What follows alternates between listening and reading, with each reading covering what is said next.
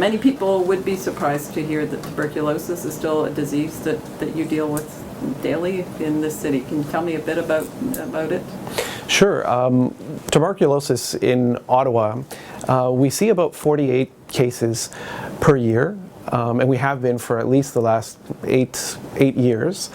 And I think people forget that people do die of tuberculosis in this city, and we usually see about 2 or 3 deaths related to tuberculosis each year in Ottawa. And I would say around the world, there's still a significant problem. We see about 9 million cases of active tuberculosis disease per year, and we can see upwards in between 1 and 1.5 million people who actually still die of this disease.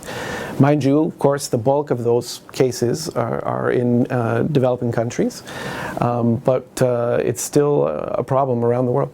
Okay, and locally, you said about 48 cases. Those are active tuberculosis. That's right. What does that involve, the treatment of them? I think it's important to distinguish between active TB disease and latent TB disease. So when someone has latent TB infection, that basically means that they have been exposed to someone who had the disease. And usually the mode of contact is through the air. So someone will cough, and that will go, the organism or the bacteria will go in the air, and the other person will come in contact with that air, inhale it, the bacteria will go into the lungs, and usually healthy people will wall it off.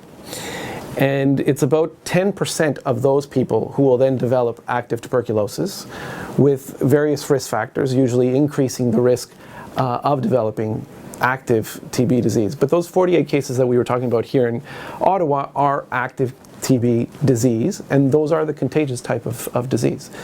Latent TB infection, we see much more of that.